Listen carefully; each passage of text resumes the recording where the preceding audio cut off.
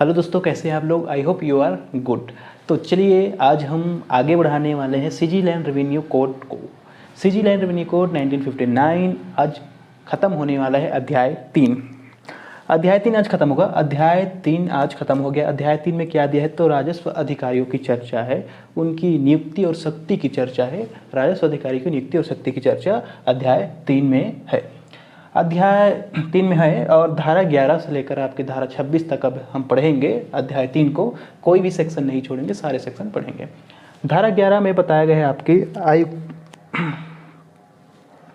ठीक, धारा 11 में बताया गया है आपके राजस्व अधिकारियों की चर्चा धारा 11 में है।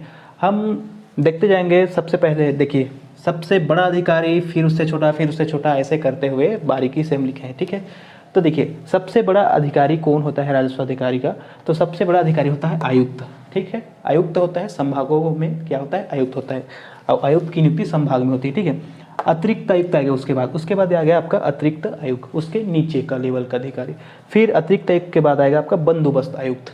ठीक है, बंदोबस्त आयुक्त आ जाएगा। फिर अपर बंदोबस्त आयुक्त। ठीक है, धारा 11 में सिर्फ अधिकारियों की चर्चा है, पद की चर्चा है और कुछ नहीं है। फिर कलेक्टर आएगा भैया जिले में, फिर अपर कलेक्टर, फिर बंदोबस्त अधिकारी, फिर उपखंड अधिकारी, फिर सहायक कलेक्टर, फिर डिप्टी कलेक्टर और संयुक्त कलेक्टर, फिर उप बंदोबस्त अधिकारी आएगा, फिर सहायक कलेक्टर, सहायक बंदोबस्त अधिकारी आएगा, फिर तहसीलदार आएगा, फिर अपर तहसीलदार आएगा, फिर भू अभिलेख अधीक्षक आएगा, फिर नायब तहसीलदार आएगा, फिर सहायक भू अभिलेख अधीक्षक आएगा। इस तरह से धारा 11 में सिर्फ राजस्व अधिकारियों की चर्चा है। तो आपको इन अधिकारियों के नाम को बस ऐसे सबसे बड़ा अधिकारी, फिर छोटा ऐसे करके आपको याद रखना है। ठीक है, इस तरह लाइन से आपको याद रखना है। तो धारा 11 में बस इतना ही है और कुछ नहीं है। अब धारा 12 चालू करते हैं।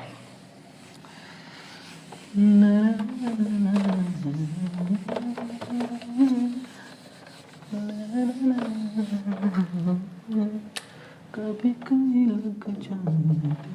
ठीक, धारा 12। तो धारा 12 में किसकी चर्चा है, तो धारा 12 में दिए गए राजस्व अधिकारियों की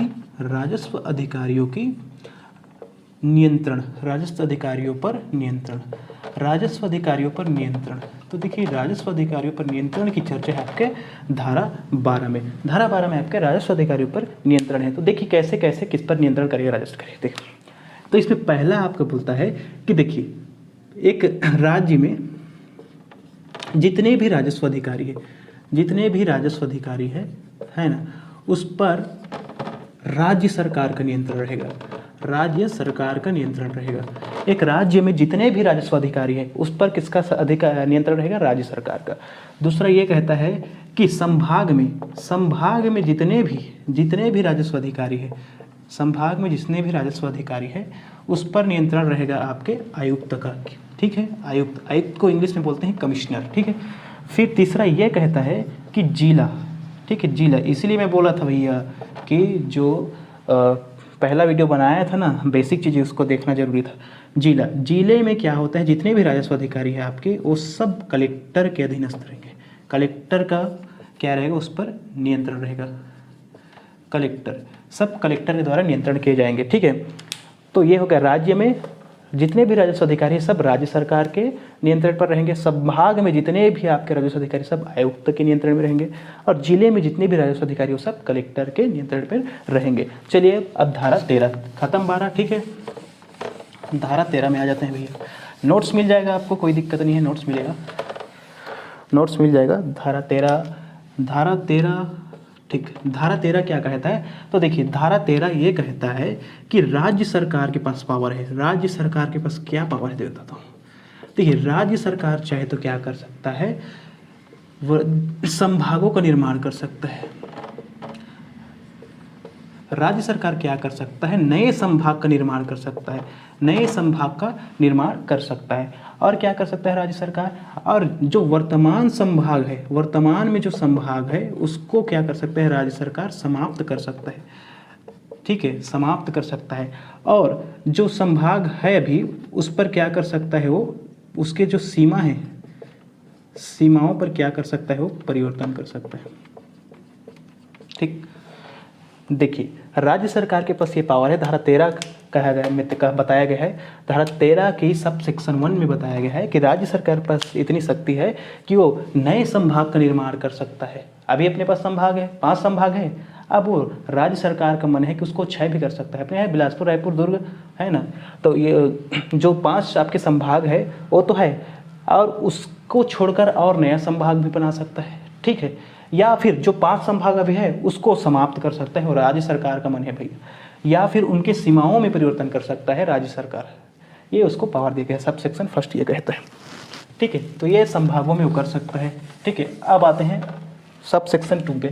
सब सेक्शन 2 क्या कहता है, देखिए ये कहता है कि राज्य सरकार जो है नए जिले का निर्माण कर सकता है, नए जिले, उपखंड और तहसील का निर्माण कर सकता है। तहसील का क्या कर सकता है, निर्माण कर सकता है, ठीक है। राज्य सरकार क्या कर सकता है, नए जिले, उपखंड, तहसील का निर्माण कर सकता है। अभी बनाया ना, अभी तो अपने यहाँ 33 जिले हो गए, है ना, अभी बना दिया ना राज्य सरकार। क्या किया, नए जिले, 3 नए जिले बना दिए भाई, है ना, 29, 30, 31, 32, 33, कितने हो गए भैया, 3-4 नए जिले बना दिए क्या, ठीक है। तो नए जिले बना दिया है राज्य सरकार, है ना, और बना सकता है वो।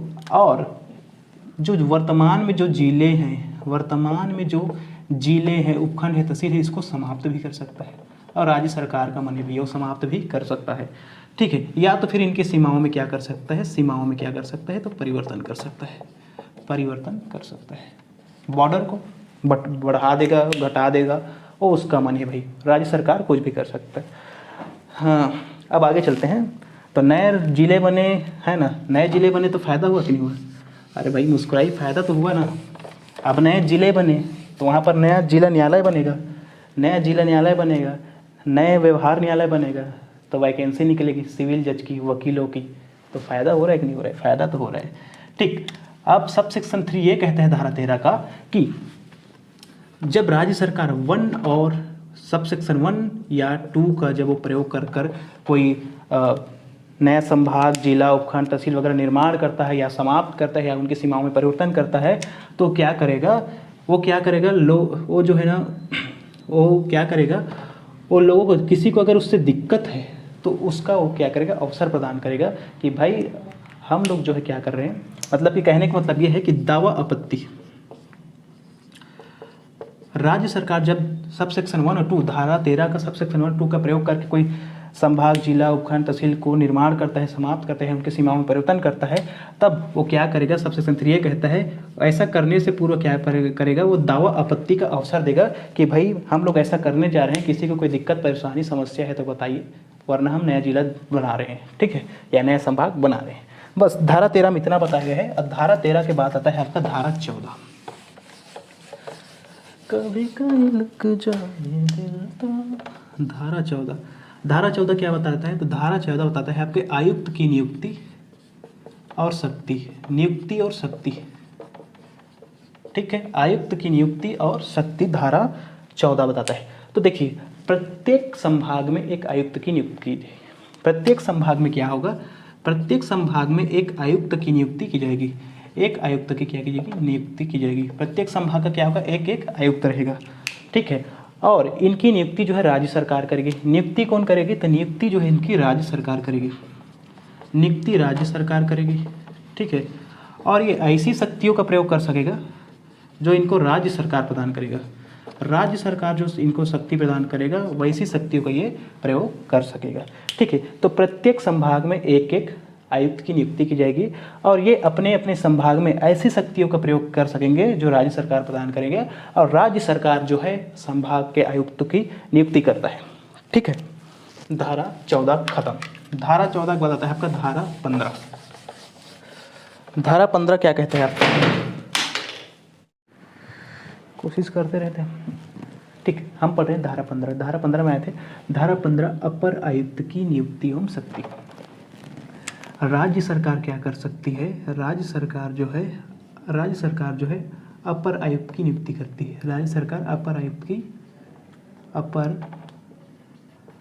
की नियुक्ति करती है। कौन, राज्य सरकार अपर आयुक्त की नियुक्ति करती है, ठीक है। अब ये अपर आयुक्त रहेंगे कहाँ, तो देखिए संभाग, अपने जो संभाग है उसमें क्या है, एक अपर आयुक्त की नियुक्ति करेगा राज्य सरकार, एक अपर आयुक्त की नियुक्ति कर सकेगा। अपने संभागों में क्या कर सकेगा राज्य सरकार, एक अपर आयुक्त की नियुक्ति कर सकेगा। ठीक।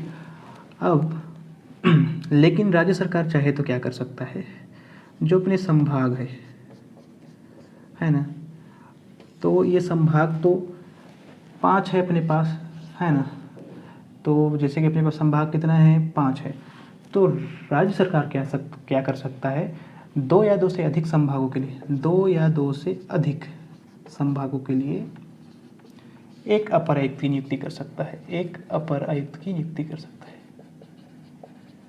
एक अपर आयुक्त की नियुक्ति कर सकता है राज्य सरकार। ठीक है, नहीं समझे? देख, अपने पास 5 संभाग हैं, ठीक है, अपने पास 5 संभाग है, बिलासपुर, दुर्ग, ठीक है, रायपुर, बस्तर और लास्ट आता है सरगुजा। ठीक है, तो राज्य सरकार क्या कर सकता है, बस्तर और सरगुजा के लिए एक अपर आयुक्त की नियुक्ति कर सकता है, एक अपर आयुक्त की नियुक्ति कर सकता है। मतलब कि ये अपर आयुक्त जो है बस्तर को भी देखेगा, सरगुजा को भी देखेगा, ये बोलना चाह रहा हूँ। ठीक है, हो सकते तो रायपुर को भी जोड़ देगा, रायपुर, बस्तर और सरगुजा तीनों को एक अपर आयुक्त देख सकता है। तो इस प्रकार से राज्य सरकार उस नियुक्ति कर सकता है, और चाहे तो अलग अलग अपर आयुक्त भी दे सकता है 5 संभागों को। ठीक, इतना दिया है इसमें धारा 15 में अपर आयुक्त की नियुक्ति। ठीक है, और इसमें आगे ये है कि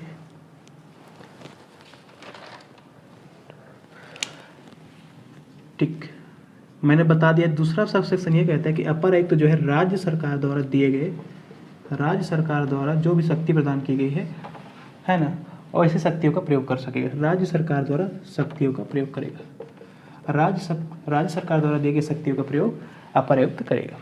तीसरा ये कहता है कि अपर आयुक्त जो भी कार्य करता है या शक्तियों का प्रयोग करता है, या शक्तियों का प्रयोग करता है, तो ऐसा माना जाएगा जैसे कि आयुक्त द्वारा वह कार्य और शक्ति का प्रयोग हुआ है। ठीक है, आयुक्त द्वारा वह कार्य को किया गया है, उस शक्ति का प्रयोग हुआ है। ठीक, ये हो गया आपका धारा 15। धारा 15 के बाद आता है अपना धारा 16। 16 में दिया है आपके कलेक्टर की नियुक्ति। धारा 16 में दिया गया है आपकी कलेक्टर की नियुक्ति। ठीक है, तो राज्य सरकार क्या करेगा, कलेक्टर की नियुक्ति और शक्ति। ठीक है, तो प्रत्येक जिले के लिए क्या करेगा, प्रत्येक जिले के लिए राज्य सरकार जो है प्रत्येक जिले के लिए एक कलेक्टर की नियुक्ति करेगा, एक कलेक्टर की नियुक्ति करेगा राज्य सरकार। कौन करेगा, तो राज्य सरकार। प्रत्येक जिले के लिए एक कलेक्टर की नियुक्ति राज्य सरकार करेगा, और ये कलेक्टर अपने जिले में, है ना, ये कलेक्टर अपने जिले में ऐसी शक्ति का प्रयोग कर सकेगी जो राज्य सरकार इनको प्रदान करेगी, जो राज्य सरकार प्रदान करेगी। अपने जिले में ऐसी शक्तियों का प्रयोग कर सकेगी जो राज्य सरकार इनको प्रदान करेगी। ठीक है, ये कहते हैं आपका कलेक्टर। धारा 16 हो गया, कलेक्टर की नियुक्ति राज्य सरकार करेगा और ये ऐसी शक्ति का प्रयोग करेगा जो राज्य सरकार इसको प्रदान करेगा। 16 के बाद आ जाता है आपका 17। 17 कहता है आपका कलेक्टर है तो अपर कलेक्टर आ जाएगा। 17 क्या कहता है आपका, अपर कलेक्टर की नियुक्ति। ठीक, अपर कलेक्टर की नियुक्ति और शक्ति को देखते हैं। अपर कलेक्टर की नियुक्ति में शक्ति, तो ठीक है, राज्य सरकार इनकी नियुक्ति करता है। अपर कलेक्टर की नियुक्ति जो है ना राज्य सरकार करेगा। राज्य सरकार क्या करता है, नियुक्ति करता है। ठीक, तो राज्य सरकार क्या करेगा, प्रत्येक जिले के लिए एक अपर कलेक्टर की नियुक्ति कर सकेगा। ठीक है, प्रत्येक जिले में क्या होगा, एक अपर कलेक्टर की नियुक्ति किया जाएगा। अब कौन करेगा, तो राज्य सरकार करेगा। ठीक है, और अपर कलेक्टर जो क्या करेगा, ऐसी शक्तियों का प्रयोग कर सकेगा जो राज्य सरकार द्वारा, शक्ति का प्रयोग भी किसके द्वारा किया, राज्य सरकार द्वारा दिया जाएगा। राज्य सरकार द्वारा दिए गए शक्ति का प्रयोग करेगा। राज्य सरकार जो शक्ति दे प्रदान करेगा, तय करेगा, उसी के अनुसार ये कार्य करेगा। ये इसमें तीसरा ये कहता है कि अपर कलेक्टर द्वारा जो भी कार्य किया जाएगा, अपर कलेक्टर द्वारा जो भी शक्ति का प्रयोग किया जाएगा या कार्य किया जाएगा, तो तो वह ऐसा माना जाएगा जैसे कि कलेक्टर द्वारा किया गया है, जैसे कि कलेक्टर द्वारा किया गया है। ये हो गया आपका 17। 17 के बाद आता है आपका धारा 18। धारा 18 क्या कहता है आपका? धारा 18 कहता है आपका, पूरा मिटाना पड़ेगा। धारा 18 कहता है आपका सहायक कलेक्टर, सहायक कलेक्टर, धारा 18 सहायक कलेक्टर, डिप्टी कलेक्टर और संयुक्त कलेक्टर की नियुक्ति और शक्ति, नियुक्ति और शक्ति। ठीक, धारा 18 इसकी बात करता है। ठीक, तो क्या होगा? राज्य सरकार जो है प्रत्येक जिले में, राज्य सरकार क्या करेगा? प्रत्येक जिले में क्या करेगा? सहायक कलेक्टर, सहायक कलेक्टर, डिप्टी कलेक्टर और संयुक्त कलेक्टर की नियुक्ति करेगा, नियुक्ति करेगा। राज्य सरकार प्रत्येक जिले में क्या करेगा? सहायक कलेक्टर, डिप्टी कलेक्टर और संयुक्त कलेक्टर की नियुक्ति करेगा। ठीक है, अब ये कैसी शक्ति का प्रयोग कर सकेगी? और ये राज्य सरकार द्वारा दिए गए शक्तियों का प्रयोग करेगी, राज्य सरकार द्वारा दिए गए शक्तियों का प्रयोग करेगी, राज्य सरकार द्वारा दिए गए शक्तियों का ये लोग प्रयोग करेंगे। ठीक है, और कुछ बच गया इसमें? बस इतना ही है। 19 आ जाते हैं अब।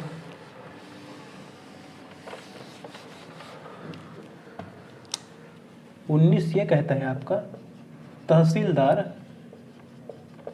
और अपर तहसीलदार और नायब तहसीलदार की नियुक्ति और शक्ति। ठीक है, तो देखिए तहसीलदार, अपर तहसीलदार और नायब तहसीलदार की नियुक्ति राज्य सरकार करता है। कौन नियुक्ति करता है? तो राज्य सरकार इनकी नियुक्ति करता है, राज्य सरकार नियुक्ति करता है। ठीक है, और कैसी शक्ति का प्रयोग करेंगे? शक्ति भी इनको क्या है? राज्य सरकार प्रदान करती है, राज्य सरकार द्वारा दिए गए शक्तियों का प्रयोग करती है, राज्य सरकार द्वारा दिए गए शक्तियों का प्रयोग करती है। ठीक, इसमें यह बात बताया गया है कि देखिए नियुक्ति तो राज्य सरकार करती है, लेकिन कलेक्टर जो है ये तय करता है कि वो अपने ज़िले में, कलेक्टर तय करता है कि वो अपने ज़िले में किस तहसील में किस तहसीलदार को नियुक्त करेगा। देखिए राज्य सरकार नियुक्ति करता है तहसीलदार, अपर तहसीलदार और नायब तहसीलदार की, लेकिन कलेक्टर ये तय करता है कि वो अपने ज़िले में किस जगह पर किस तहसीलदार को भेजेगा। ठीक है, ठीक, और ये हो गया सबसेक्शन 2 है ये। सबसेक्शन 3 ये कहता है कि कलेक्टर जो है अपने ज़िले में इतने नायब तहसीलदार और अपर तहसीलदार, नायब और अपर तहसीलदार की नियुक्ति कर सकेगा, अपर तहसीलदार की नियुक्ति कर सकेगा जितना कि उनको ठीक लगे, जितना कि वो ठीक समझे, जितना उनको लगता है कि इतना नायब तहसीलदार और अपर तहसीलदार की जरूरत पड़ेगी तो उतना वो अपने ज़िले में नियुक्ति कर सकेगा। ये कहता है आपका धारा 19। अब आते हैं आपका धारा 20। धारा 20, अब तहसील के बाद कौन कौन आता है जी? तहसीलदार के बाद आता है आपका भू अभिलेख अधीक्षक और सहायक भू अभिलेख अधीक्षक। धारा 20, ठीक वही तो है ना, भू अभिलेख अधीक्षक, भू अभिलेख अधीक्षक, भू अभिलेख अधीक्षक, भू अभिलेख अधीक्षक और सहायक भू अभिलेख अधीक्षक। ठीक है, सहायक भू अभिलेख अधीक्षक की नियुक्ति और शक्ति, नियुक्ति और शक्ति। ठीक है, तो देखिए राज्य सरकार जो है ना, नियुक्ति कौन करता है? इनकी नियुक्ति करता है राज्य सरकार। इनकी नियुक्ति कौन करता है? तो राज्य सरकार।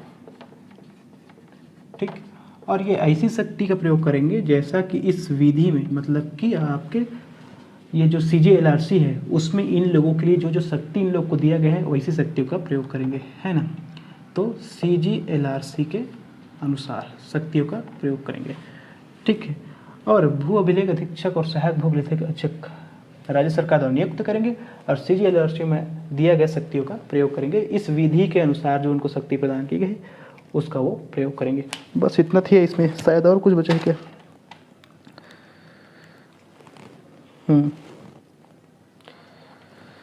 ठीक। अब आता है आपका 22। तो क्या है, धारा 20 खत्म हो गया। भू अभिलेख अधीक्षक, राज्य सरकार अपने जो अपने इच्छा अनुसार, मतलब कि उनको लगे जो ऐसा कि वो ठीक समझे, राज्य सरकार जैसा ठीक समझे कि मुझे इतना भू अभिलेख अधीक्षक चाहिए और सहायक भू अभिलेख अधीक्षक चाहिए, उतना की नियुक्ति राज्य सरकार कर सकेगा और ये ऐसी शक्तियों का प्रयोग कर सकेंगे जैसा कि CGLRC इस संहिता में दिया गया है। ठीक है। धारा 20 के बाद आता है आपका धारा 21। धारा 21 बताता है आपका अन्य अधिकारी के नियुक्ति। देखिए, अन्य अधिकारियों की नियुक्ति, अन्य अधिकारियों की नियुक्ति। ठीक, कुछ नहीं है इसमें। देखिए, राज्य सरकार चाहे तो क्या कर सकती है, राज्य सरकार चाहे तो क्या कर सकती है, और अन्य अधिकारियों की भी नियुक्ति कर सकती है, अन्य अधिकारियों की भी नियुक्ति कर सकती है। बस इतना ही है इसमें, अन्य अधिकारियों की नियुक्ति कर सकती है। राज्य सरकार चाहे तो क्या कर सकता है, अन्य अधिकारियों की भी नियुक्ति कर सकती है, जैसा वो ठीक समझे, या नहीं भी कर सकती है, वो इनकी इच्छा है। ठीक है। धारा 21 में इतना ही है। धारा 22 आ जाता है। धारा 22 में दिया है आपका उपखंड अधिकारी की नियुक्ति।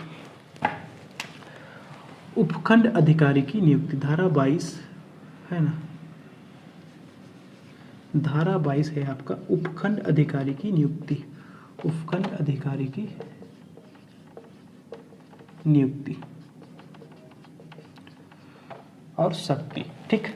तो देखिए, जो अपना डिप्टी कलेक्टर होता है ना, डिप्टी कलेक्टर, सहायक कलेक्टर या संयुक्त कलेक्टर, उन्हीं में से किसी एक को क्या बना दिया जाता है, आपका उपखंड अधिकारी बना दिया जाता है। उन्हीं लोगों में से किसी एक को अधिकारी बना दिया जाता है, उपखंड अधिकारी। ठीक है।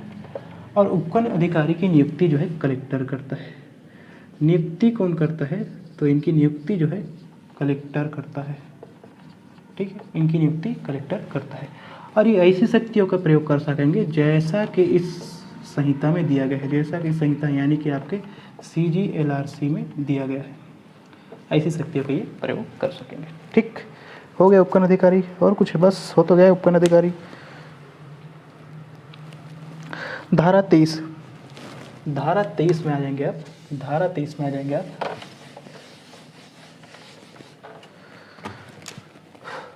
धारा 23 कहता है आपका अधिकारियों के अधीनस्थ होना, राजस्व अधिकारियों का अधीनस्थ, अधीनस्थों की चर्चा है, अधिकारियों की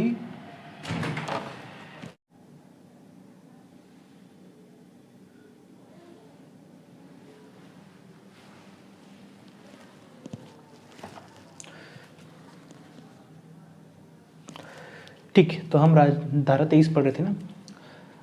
प्रॉब्लम ये रही है कि मोबाइल जो है बार बार गिर जा रहा है, स्टैंड सही से पकड़ नहीं रहा है। अब राजस्व अधिकारी का, हाँ, राजस्व अधिकारी का हम अधीनस्थ वाली बात, राजस्व अधिकारियों की अधीनस्थता है ना।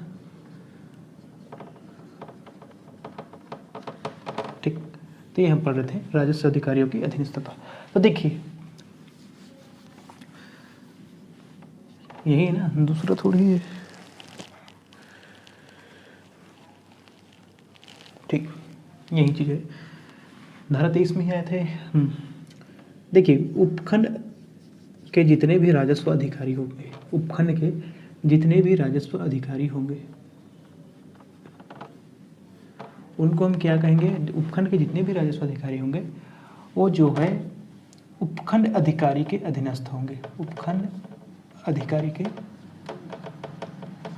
अधीनस्थ होंगे। ठीक, उपखंड अधिकारी के अधीनस्थ होंगे। ठीक। और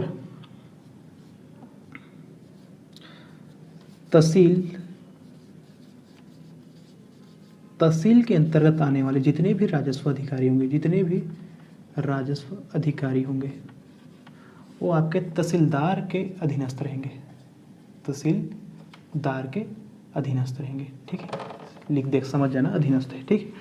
ठीक। और उपखंड हो गया, तहसीलदार हो गया, तहसील हो गया, इन सब के जितने भी राजस्व अधिकारी, मतलब कि पूरे जिले में जितने भी अधिकारी रहेंगे, तहसील, उपखंड, ये सब जितने भी राजस्व अधिकारी रहेंगे वो सब ना कलेक्टर के अधीनस्थ होंगे। जिले में जितने भी होंगे वो क्या होंगे, कलेक्टर के अधीनस्थ होंगे। मतलब कि ये सब आपके उपखंड अधिकारी, तहसील, ये सब तहसील के अधिकारी है, नायब तहसीलदार है ना, अपर तहसीलदार, उपखंड अधिकारी, सब किसके अधीन रहेंगे, तो कलेक्टर के अधीन रहेंगे। ठीक है, अधीनस्थ रहेंगे। ये कहता है आपकी धारा 23। धारा 23 के बाद आता है आपका धारा 24। देखिए धारा 24 में ये बताया गया है कि एक राजस्व अधिकारी दूसरे राजस्व अधिकारी, देखिए धारा 24 में ये बताया गया है, 24 है कि 25 है, 24 है ना। धारा 24 में ये बताया गया है, इतने इसमें धाराओं की चर्चा है, धाराओं की, धारा 24 में ना धाराओं की चर्चा है। और इस धाराओं में क्या है, बहुत सारे धाराओं की चर्चा है धारा 24 में। और इस धाराओं में जितने भी जो अधिकारीगण हैं, इस धारा के अंतर्गत अधिकारियों को कार्य सौंपा गया है। तो इस धारा के अंतर्गत जिन जिन अधिकारियों को जो कार्य सौंपा है वही अधिकारी करेंगे, दूसरे अधिकारी को नहीं सौंप सकते। अगर मैं उदाहरण के लिए बता दूं आपको, तो आपको मिल जाएगा धारा 113। इसमें क्या है, अभिलेख अधिकार। अभिलेख अधिकार क्या होता है, आगे जब पढ़ते जाएंगे तो मैं बताते जाऊंगा अभिलेख अधिकार क्या होता है, आगे पढ़ेंगे। तो अभिलेख अधिकार एक दस्तावेज होता है, ठीक है। तो अभिलेख अधिकार दस्तावेज में अगर किसी कोई त्रुटि हो जाती है, कोई गलती हो जाती है, तो उसको जो है सुधारने का काम है आपका उपखंड अधिकारी का, उपखंड अधिकारी का, ठीक है। उपखंड अधिकारी क्या करेगा, कोई त्रुटि होती है, उसमें गलती होती है तो उसको सुधारेगा अभिलेख अधिकार में, ठीक है। वो एक दस्तावेज होता है, ठीक है। अब अभिलेख अधिकार जो उपखंड अधिकारी है वही क्या करेगा, उसमें सुधार कर सकता है।